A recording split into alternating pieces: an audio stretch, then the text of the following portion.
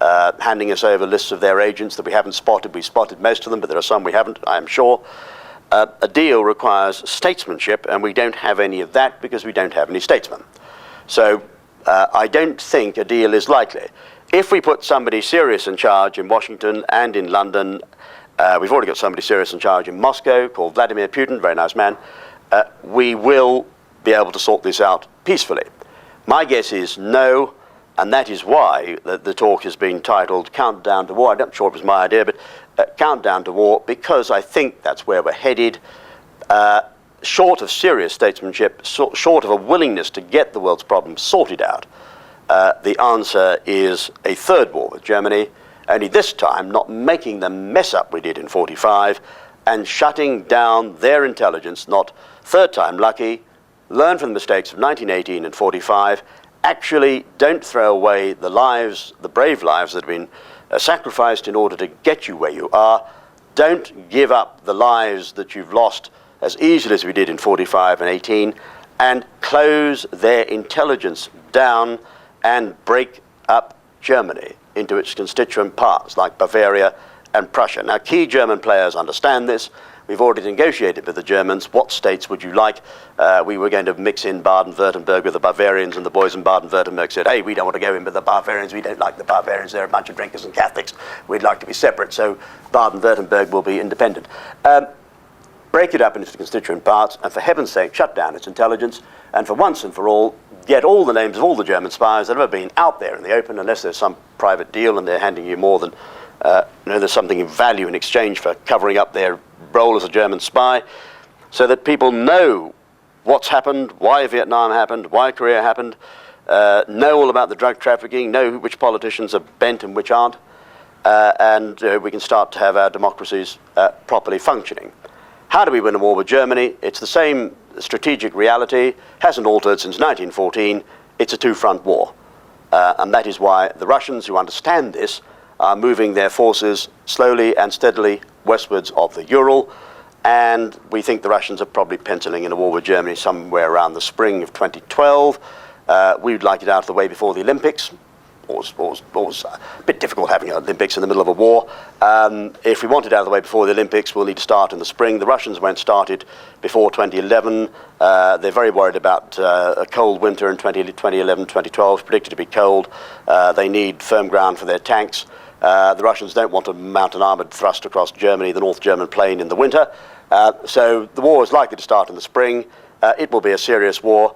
And the way to defeat Germany is for Britain to come in from the west and for the Russians to come in from the east, and Bob's your uncle. One-front wars with Germany are a waste of time.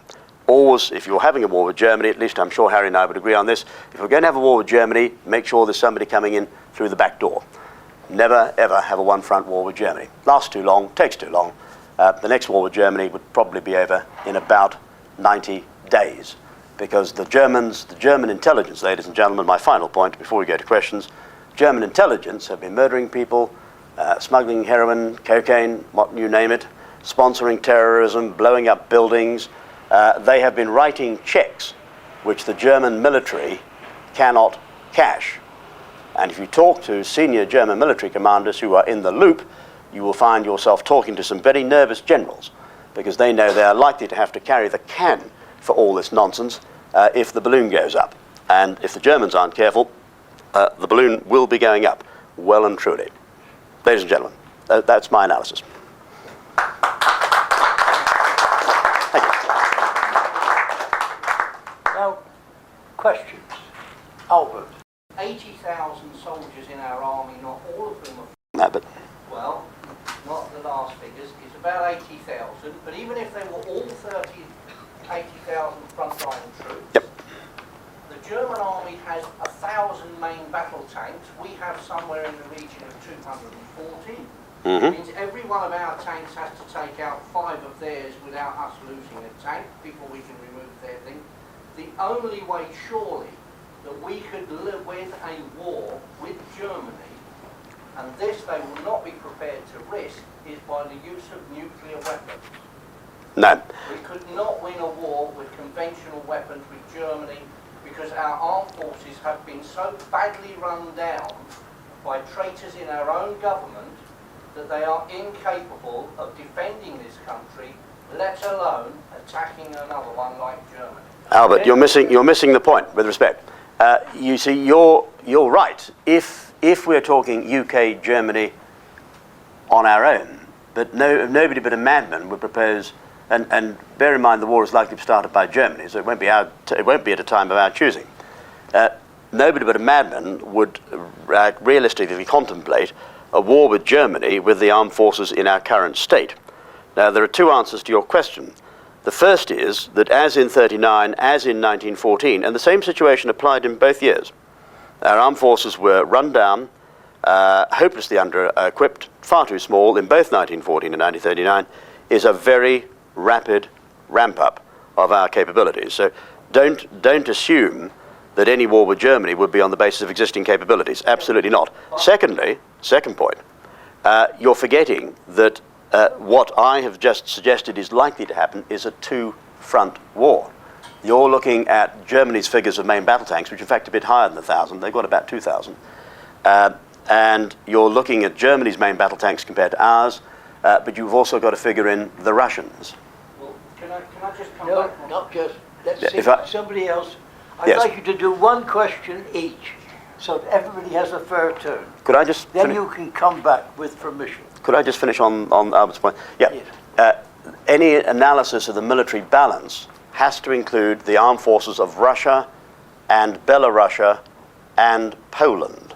When you add Belarus, Russia, and Poland to the UK, all of a sudden, the balance goes way the other way against the Germans.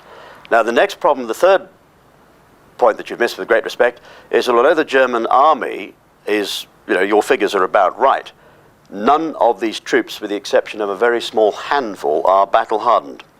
There's all the difference in the world between a battle-hardened army, like the British Army, and the German army, which has not been tested in major combat operations since 1945. And the Luftwaffe has not engaged in major combat operations since the Vietnam War. There are no Luftwaffe pilots with combat experience in the Luftwaffe at the moment. The last Luftwaffe the last Luftwaffe officer with combat experience gained in North Vietnam, shooting down American B-52s and US Navy F-4s, retired, I think, about 3 years ago. The Luftwaffe not engaged in major combat operations since 1973. The German Army not engaged and the German Navy not engaged in major combat operations since 1945. Now, the British officers are battle-hardened. The Russian forces are also, to some extent, battle-hardened because the Russians, remember, have been fighting very successfully a counterintelligence war in Chechnya. And the Russians are very sensibly rotating forces in and out of Chechnya in order to make sure as many of their forces are battle-hardened as possible. On the main battle tank situation, the German Leopard 2 is thought to be outclassed by the latest versions of the Russian T-80. The Leopard 2 is a reasonable tank, it's a reasonable panzer, but it's not that brilliant a panzer, and it is a 20-year-old design. Most of the German panzers are old. There are very few panzers in current German service less than 20 years old. And although they're okay, they're frankly not thought to be up to the scratch with the latest Russian main battle tanks. And finally, the major critical problem the Germans have is an absence of air power. Yes, they have a large number of troops on the ground. The Luftwaffe is frankly rubbish, and it's thought unlikely that the Luftwaffe would still be operational after 7 days. In short, with Russian and RAF forces engaged against the Luftwaffe, it is unlikely there would be a single Staffan of the Luftwaffe operational after 7 days. Their airfields are vulnerable to attack. Their tanks, once we have Allied air superiority over Germany, their panzers are extremely vulnerable, and the Germans are way out of date with modern warfare. The last major war the Germans fought was Vietnam. They are way, way behind in the development of tactics and weapons. They have virtually no smart weapons, for example. Your name. Aren't you forgetting one thing,